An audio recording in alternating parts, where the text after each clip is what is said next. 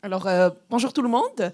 D'abord, je tiens à remercier l'équipe de m'avoir invité dans cette conférence et je suis vraiment très très contente de ce que j'ai entendu ce matin et ça fait plaisir en tant qu'universitaire de voir, je dirais, l'intérêt, surtout l'intérêt et la prédisposition en fait de l'industrie par rapport à des domaines que parfois on se dit sont beaucoup plus en recherche, mais en tout cas non. C'est même tout à l'heure j'ai eu l'occasion de voir ce qui se passe du côté entreprise, du côté exposition. C'était vraiment très intéressant la discussion qu'on a eue. Donc je suis Loubna Benabou, je suis professeur titulaire de la chaire de recherche en intelligence artificielle pour les chaînes d'approvisionnement à l'Université du Québec à Rimouski. Je suis aussi professeur associé à l'Université de Montréal, département informatique et recherche opérationnelle. Je suis membre du MILA, l'IVADO, le CIRELT et le GERALT.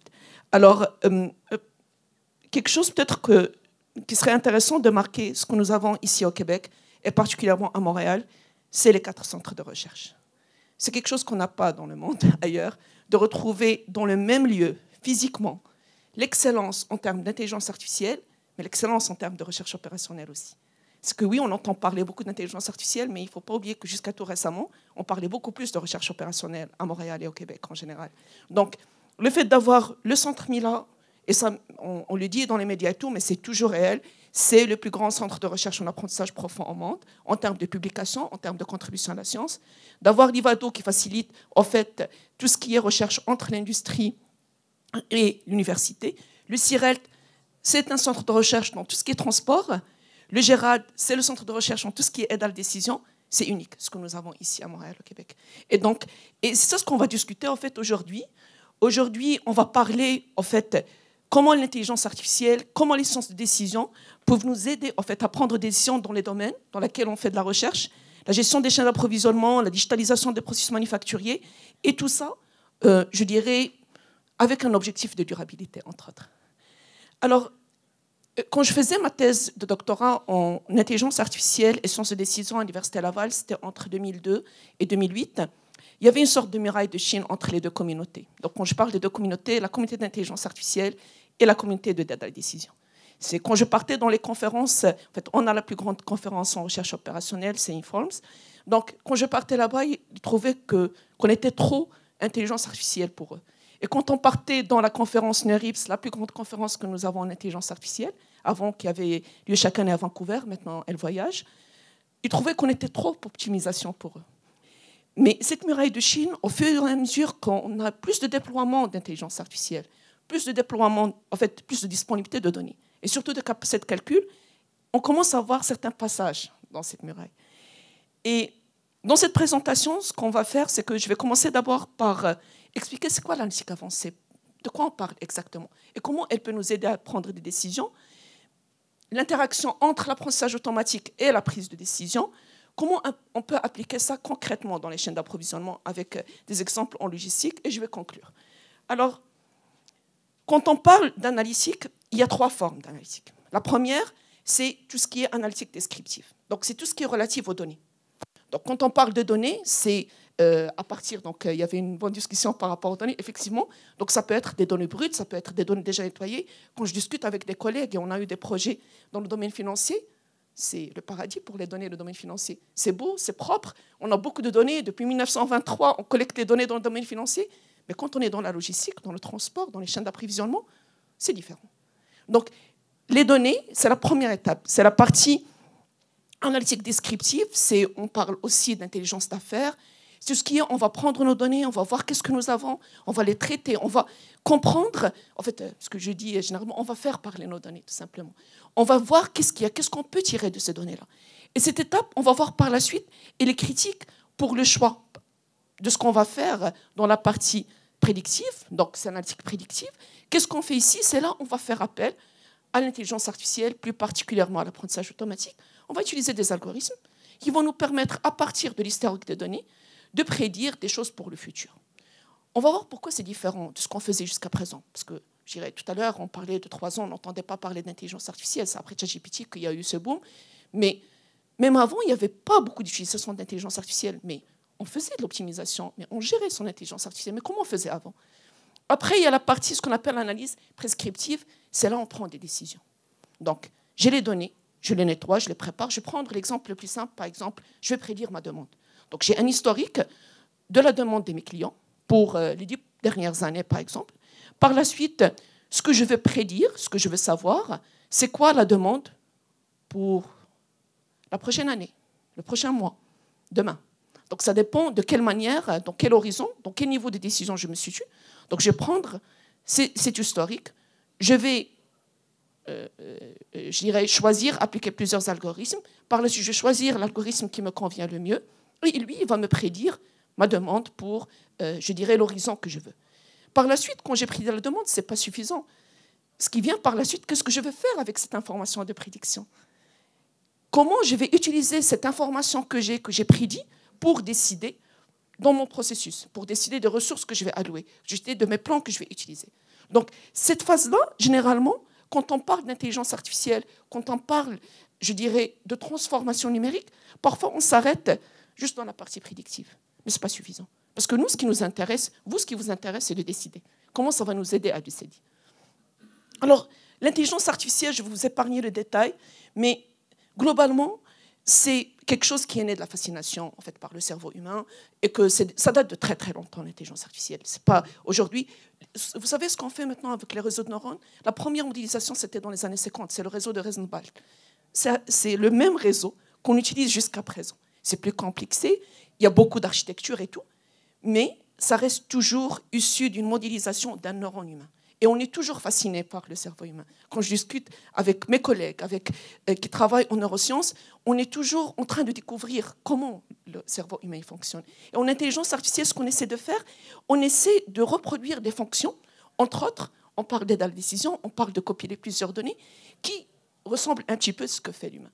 Et je ne vais pas faire une leçon ici, mais juste pour nuancer certains éléments que vous voyez dans les médias, que vous allez avoir plusieurs consultants qui vont vous proposer. Mais l'intelligence artificielle, quand on parle, en fait, ce qu'on utilise en aide à la décision, c'est la partie apprentissage automatique. Donc, c'est ça ce qu'on utilise. C'est ce qu'on appelle la branche connexionniste. L'apprentissage automatique, l'apprentissage machine, le machine learning, c'est quoi? C'est, on va observer, en fait. Quand on dit observer, ça va être l'historique de la demande, par exemple. Dans cet historique de la demande, je vais essayer d'apprendre, à partir de cet historique, ce qui va se passer de demain. En quoi c'est différent des statistiques? En quoi c'est différent de la régression logistique? Mais on a survécu sans machine learning jusqu'à tout récemment. Mais en fait, la différence dans l'apprentissage automatique, c'est qu'on prédit des choses qui ne sont pas nécessairement passées dans le passé. Ça vous surprend? Ce qu'on appelle la généralisation. On essaie de généraliser. Ce qu'on essaie de faire mathématiquement, pour ceux qui ont fait un peu d'optimisation, on essaie d'avoir un maximum de capacité de généralisation de l'algorithme vers les futurs. On essaie de comprendre, de capter, je dirais, la distribution d'origine qui est derrière les données. Donc, ce qu'on veut, on ne veut pas que notre algorithme il prédit juste ce qu'il a vu dans le passé. Parce que là, ça va être ce qu'on appelle du surapprentissage. Ce n'est pas bon. S'il se base juste sur la demande que j'ai sur les 10 dernières années, ce n'est pas suffisant. Moi, je veux qu'il généralise, qu'il soit capable de me prédire des choses à partir de l'algorithme qu'on a utilisé, à partir de la formulation mathématique que j'ai derrière pour le futur. Donc, c'est ça la principale différence entre apprentissage automatique et inférence statistique classique. C'est pour ça qu'on parle d'intelligence. Sinon, ce n'est pas de l'intelligence. Donc, dans l'apprentissage automatique, je vous épargne le détail. Maintenant, tout le monde sait qu'on a 3 formes. On peut apprendre à partir des données qui n'ont pas des étiquettes. Par exemple, je vais faire un partitionnement de la flotte de mes véhicules. Et donc, je n'ai pas de partitionnement initial. Je n'ai jamais classifié. Je n'ai jamais essayé de regrouper mes véhicules. Je vais regrouper mes clients pour faire la tournée. Et là, je n'ai jamais fait ça dans le passé. Donc, je fais un regroupement des données. Je vais regrouper mes clients, comment ils se ressemblent, comment ils sont proches entre eux, et je vais faire des différences entre ces groupes en essayant d'avoir un maximum de distance entre ces groupes pour créer ma tournée. On a un projet sur ça, je vais le montrer par la suite. Donc, ce qu'on appelle l'apprentissage non supervisé. Le supervisé, j'ai des étiquettes. Donc, j'ai la demande du passé. Okay? J'ai, par exemple, le prix de la matière première en passé. Un initié avec moi, il travaille sur la prédiction de la matière première, du métal, pour une entreprise, pour voir quand est-ce qu'on doit décider d'acheter. Est-ce qu'on peut anticiper la décision d'achat? Est-ce que je peux la retarder selon les prix qu'on est en train de prédire, par exemple? Donc ça, c'est supervisé. La dernière forme, ce qu'on appelle l'apprentissage par renforcement. C'est la forme d'apprentissage la plus active. Et on va le voir tout à l'heure par rapport à la partie prise des décisions. Justement, l'apprentissage par renforcement, c'est quoi? C'est, par exemple, le robot Mars. en fait, qui est sur la planète Mars, quand on l'envoie, mais on ne sait pas qu'est-ce qu'on va trouver sur Mars. Et c'est ça l'apprentissage par renforcement. Il apprend de lui-même. Donc, au fur et à mesure qu'il avance, il va faire une erreur, il va être pénalisé, il ne va pas la refaire. C'est tout ce que vous avez dans les jeux. Tous les jeux que vous avez, les jeux d'échecs, etc., qui sont programmés, ils sont basés sur ce principe d'apprentissage par renforcement. C'est que l'algorithme, il apprend de lui-même. Il se fait rémunérer, en fait, l'algorithme. La différence que nous avons entre ce qu'on a en termes d'intelligence artificielle, typiquement l'apprentissage automatique, et ce que... Mais on avait l'informatique, en fait. Mais tout le monde a utilisé ici des ERP. Tout le monde a utilisé des fonctions qui sont déjà programmées. Pour ceux qui font de la tournée véhicule, tout le monde il a utilisé une solution optimisée, par exemple, pour l'affectation des camions, pour l'affectation des chauffeurs. C'est des choses qui existent. Mais quelle est la différence entre ça et l'apprentissage automatique? Alors, en informatique classique, quand on programme, par exemple, un programme d'optimisation mathématique, ce qu'on donne, on donne des données, un modèle d'optimisation que je vais résoudre avec une heuristique ou une solution exacte. Et à la fin, il va me donner une sortie. Les variables de décision, il va me dire tel chauffeur il va être affecté tel camion va être affecté telle tournée, etc. Dans le cas de l'apprentissage automatique, en fait, on n'a pas de modèle. Il n'y a pas de modèle. Le modèle n'existe pas. Il n'est pas codé. Le modèle, il est créé par les données et les sorties. C'est à partir de toutes les tournées, à partir de toutes les affectations du passé, que je vais donner à mon ordinateur, à ma machine, et lui, il va construire le modèle. Donc, il n'existe pas. On a une famille de modèles, oui. Ça peut être des réseaux de neurones, des arbres, etc. Mais les paramètres derrière, tout ce qui est construction, le niveau, par exemple, je prends un réseau de neurones, combien je vais mettre de neurones dedans, combien je vais mettre de couches dedans, comment je vais l'activer, comment je vais calculer, comment je vais mettre le T que vous avez dans Transformer de ChatGPT. Ça, c'était une révolution d'intelligence artificielle. Ce n'est pas ChatGPT, mais en fait, l'algorithme qui est derrière Transformers, c'était magique. C'est un algorithme d'apprentissage profond, mais dans l'IA générative. Mais ce qu'il faisait, c'est comme, par exemple, on va prendre un livre qu'on donne aux enfants, il y a beaucoup de caractères, et on va poser la question à l'enfant, on va lui dire, trouve-nous, par exemple, l'arbre qui est dans cette page. Donc, on va attirer l'attention de l'enfant à cet arbre en particulier. Alors, c'est ce qu'on appelle le mécanisme d'attention. Et c'est ce qu'on a fait dans les Transformers. Les Transformers, et j'étais présente en fait, dans la conférence à NeurIPS en 2017 à Long Beach, quand ça a été présenté par l'équipe de Google. Et une bonne partie, ça a été ici à Montréal, à 15 minutes, juste au Mila, une bonne partie a été développée ici. Bon, à l'époque, c'était Ulisa ou Diro. C'était plutôt à Engenstad avant qu'ils viennent ici au Mila. Alors, ce mécanisme d'attention, on l'a mis dans un réseau de neurones. En fait, on attire l'attention de l'algorithme vers ce qui est le plus important. Et donc, il commence à apprendre beaucoup mieux. Et ça, c'était révolutionnaire. Et ça, ce qui est derrière l'IA générative. L'IA générative, en fait, c'est plus fort que juste apprendre du passé. L'IA générative, ce qu'elle fait, c'est qu'elle apprend du passé. Elle a toutes les données qui sont sur Internet pour apprendre. Mais elle crée. Elle crée du texte, elle crée du contenu, elle crée des vidéos. Mais comment elle fait ça? C'est avec ce que vous êtes en train de lui dire comme prompt, comme les éléments. Les questions que vous êtes en train de lui donner, ils font de l'apprentissage par renforcement et ils vous répondent par rapport à ces questions. La plus grande force que nous avons avec l'IA générative, c'est qu'ils sont capables de donner des solutions sur des données qui ne sont pas en lien avec la question que vous avez proposée. Je m'explique. Par exemple, pour la prédiction de la demande, il me faut les données de ma demande du passé. À partir de là, je vais prédire la nouvelle demande. L'IA générative, sa force, c'est qu'elle peut utiliser les données d'un autre domaine. Elle va utiliser des architectures pour la reconnaissance d'image, pour vous proposer un texte, par exemple. C'est ça la force d'IA.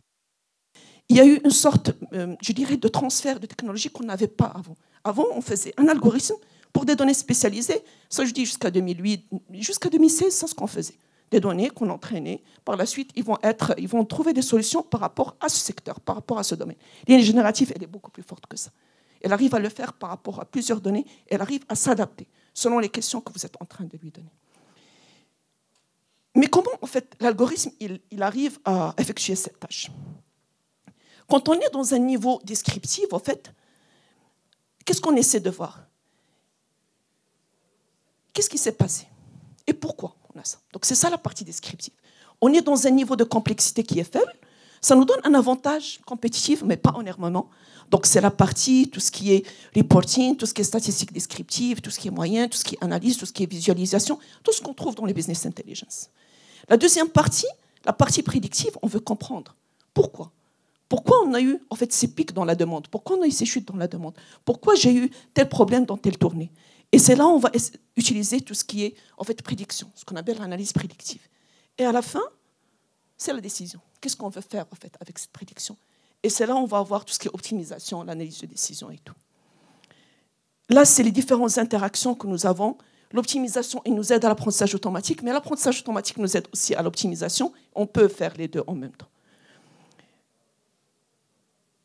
On travaille beaucoup avec les chaînes d'approvisionnement. On essaie de développer des algorithmes d'intelligence artificielle pour aider à prendre de la décision dans les chaînes d'approvisionnement. Il y a deux manières de développer ces algorithmes. Quand on fait la recherche en intelligence artificielle, il y a deux voies.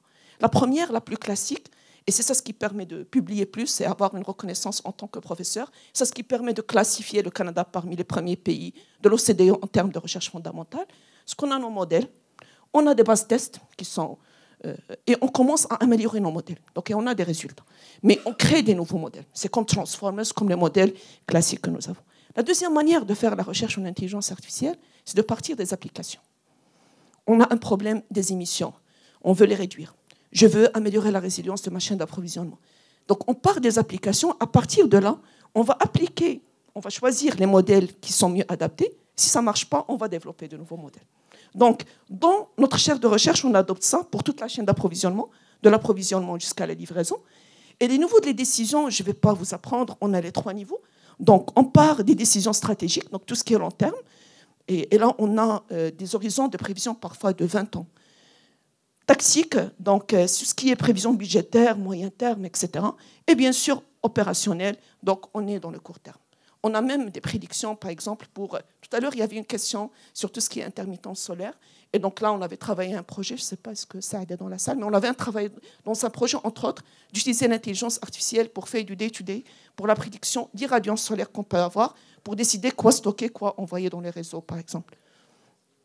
Alors, il y a beaucoup de choses qu'on peut faire dans la chaîne d'approvisionnement. Il y a tout ce qui est robotisation, automatisation, contrôle qualité, la production en temps réel, jumeaux numériques. Oui, il y avait tout à l'heure dans la discussion, ce serait vraiment extraordinaire si on peut avoir des jumeaux numériques des villes. Rien que pour le dernier mile, pour le transport urbain, de pouvoir faire toutes les simulations qu'on veut sur ces jumeaux numériques. Et du côté transport et logistique.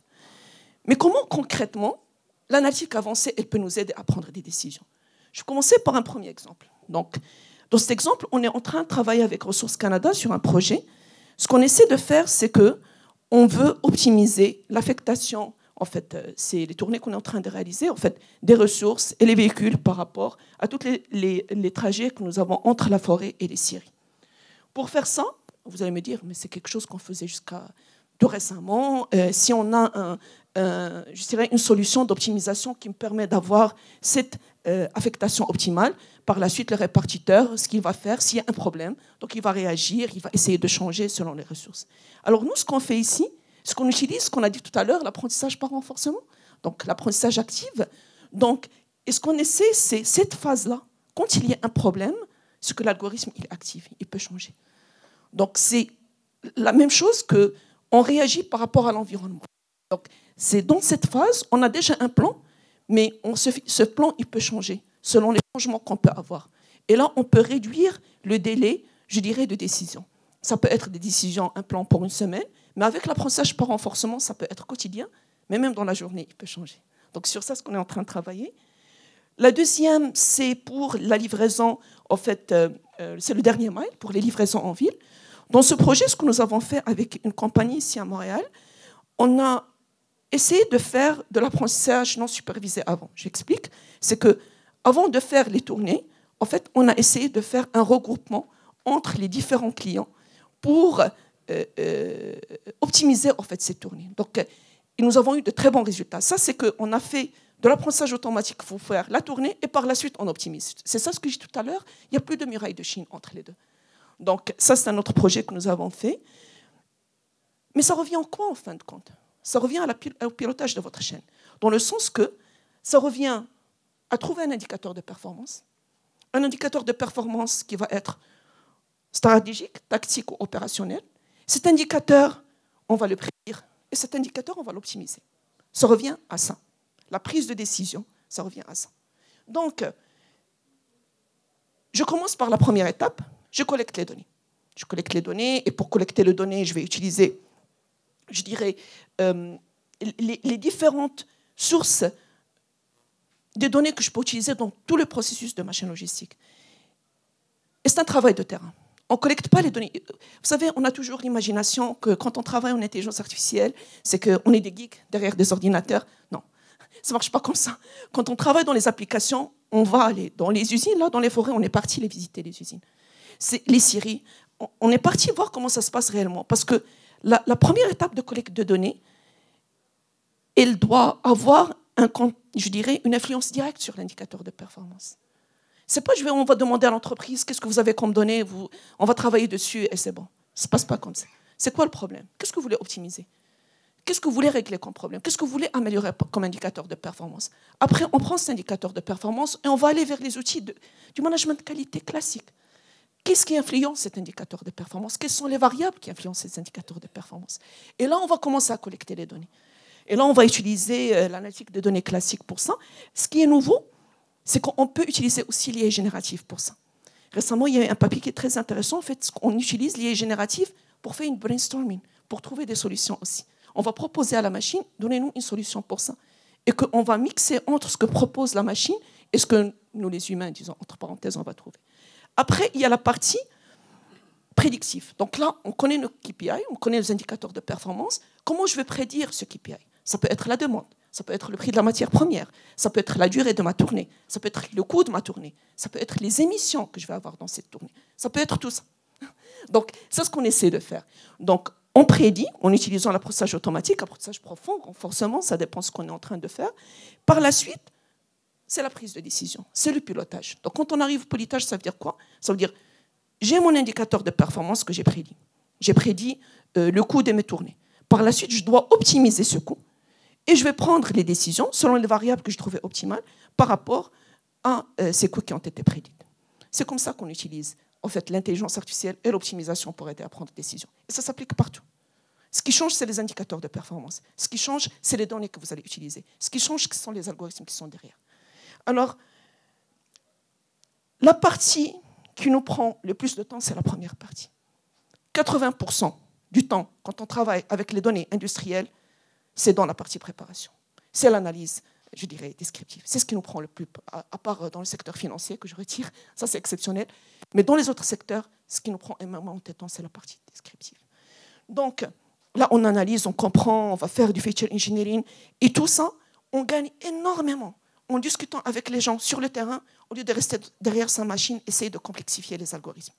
En termes de performance, en termes de précision des algorithmes, on gagne énormément en discutant avec les gens. Parce que parfois, il suffit de discuter avec les gens du terrain, avec les experts, qui vont dire « mon intuition me dit, mon flair me dit ». Par expérience, c'est ça ce qu'on a trouvé. Et ça fait la différence automatiquement dans les résultats. Donc, c'est un sport de contact, en fait. Il faut être en contact avec les gens, il faut discuter avec eux. C'est pas juste, oui, on a des algorithmes boîte noire. J'avoue, quand on utilise le réseau de neurones, je ne peux pas nécessairement justifier les résultats. Mais il y a des situations où je n'ai pas besoin de justifier un résultat. Mais par contre, il y a des situations où je vais être moins performante en prédiction et je vais utiliser un algorithme plus simple, mais qui va me permettre de justifier la décision que je suis en train de faire. Donc ça dépend des décisions que je suis en train de faire, en fait. Ça, c'est ça, Transformers. J'ai fait une petite photo ici pour un clin d'œil. C'est l'architecture de mécanismes d'attention. Et après, on décide. Là, par exemple, ça, c'est une courbe réelle par rapport à un indicateur de performance dans l'industrie minière. Entre le verbe vert, c'est tout ce qui est vert, c'est la partie que nous avons optimisée après la prédiction. Ce qui est bleu, c'est tout ce qui est prédit. Une des applications, là, par exemple, ça, c'est, je dirais, dans une série. Pour atteindre l'excellence opérationnelle, nous avons fixé un indicateur de performance dans la région de Québec. On a fixé un indicateur de performance et cet indicateur, on l'a prédit, on l'a optimisé.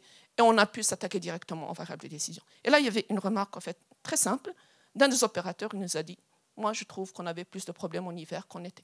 On rajoute la température dans notre algorithme, et là, on a 20% de performance d'algorithme de mieux. » C'est pour ça que ce n'est pas juste une affaire, je dirais, d'algorithme. On l'a dit tout à l'heure, ce n'est pas juste une affaire technique, ce n'est pas juste une affaire de capacité de calcul ou de cloud. C'est que c'est une affaire de collaboration, en fait, entre l'équipe qui travaille du point de vue technologique, mais les gens qui ont l'expertise. Et ça, ce qui fait la différence, c'est l'expertise qui est derrière. On ne peut pas se passer des répartiteurs à 100%. On ne peut pas. Mais le répartiteur, c'est lui qui va nourrir notre algorithme d'apprentissage par renforcement. C'est lui qui va l'améliorer. Là, par exemple, on a travaillé sur un projet en fait, pour la prédiction de l'humidité du bois. On va dire, mais pourquoi on a besoin de la prédiction de l'humidité du bois? Mais tout simplement parce que les prix en dépendent. On ne peut pas sécher beaucoup le bois, sinon c'est déforme. Et si on ne le sèche pas assez, on ne va pas le vendre au prix qu'on veut. Donc là, c'était tout un travail pour prédire quand est-ce qu'il faut s'arrêter exactement quand on est en train de sécher le bois.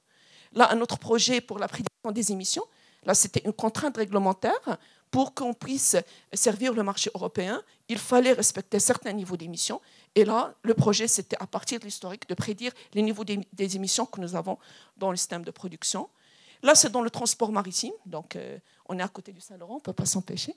Alors, dans ce projet, nous avons, en premier, on avait travaillé, je dirais, au niveau atlantique. On a utilisé l'intelligence artificielle pour prédire les heures d'arrivée et les vitesses des navires. Et donc, pour prédire ça, et pourquoi on le fait? Pour deux raisons. La première, c'est d'aider au niveau des ports. C'est de maximiser l'excellence opérationnelle au niveau des ports. C'est que pour que les ressources soient disponibles, les ressources humaines, les ressources matérielles soient disponibles, pour fluidifier la chaîne d'approvisionnement. Ici, au niveau de Montréal, pour coordonner avec le transport ferroviaire, par exemple, pour coordonner avec le transport urbain. Ça, c'est la première des choses. Mais la deuxième chose, pourquoi on fait ça? C'est pour réduire les émissions. Un navire, quand il s'arrête devant un port, c'est une usine qui fonctionne. Les pires émissions que nous avons dans le transport maritime, c'est quand ils sont en arrêt. Ça émet moins, le transport maritime, mais ça émet mal. Et donc, du coup, on veut réduire ce temps d'attente. C'est pour ça qu'on aimerait que le navire arrive au bon moment au port. Mais en même temps, on est en train de travailler sur ce projet ici au niveau de Saint-Laurent. Je suis à l'UQAR. L'UQAR, ils ont l'un des plus grands centres de recherche en océanographie dans le monde, à Rimouski.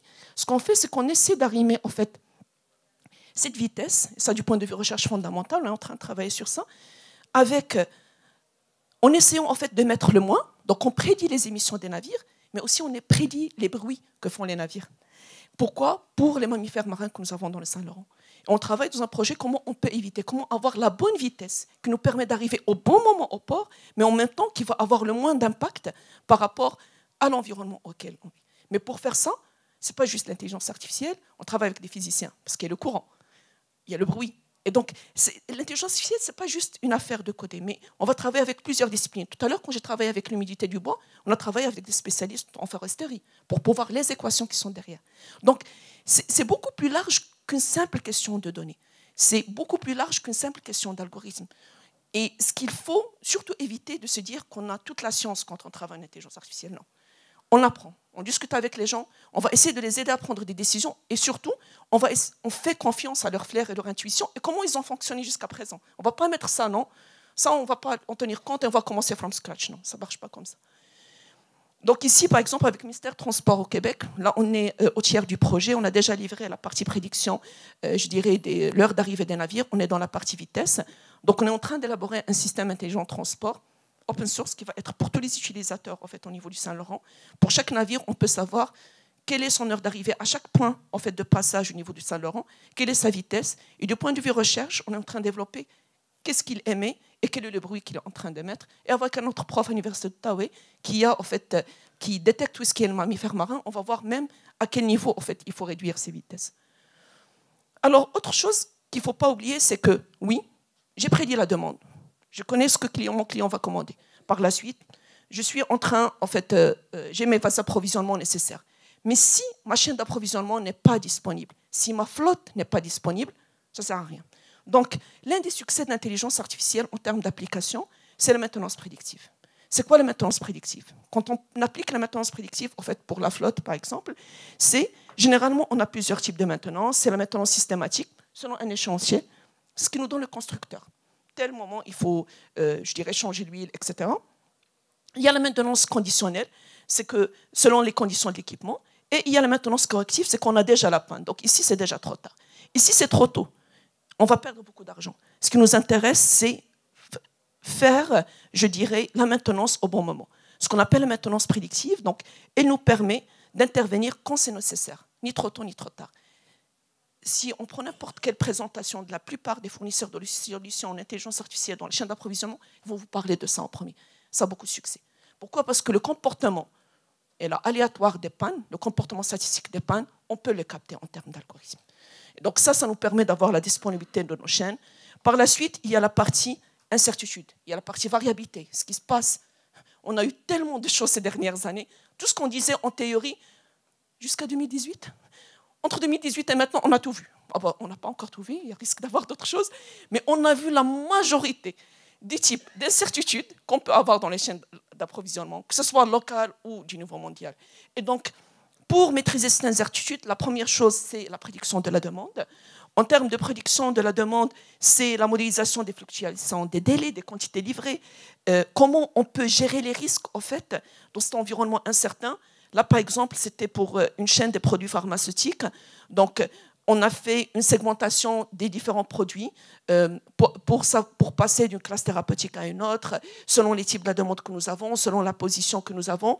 Dans le même projet, en fait, on a proposé, en utilisant l'intelligence artificielle, l'optimisation, une nouvelle structuration que nous allons avoir du réseau logistique pour le transport des produits pharmaceutiques, que ce soit pour, je dirais ici les clients, ça représente, ici on a mis juste les hôpitaux, mais aussi les CLC, comment on va faire les différentes stratégies des entrepôts, etc.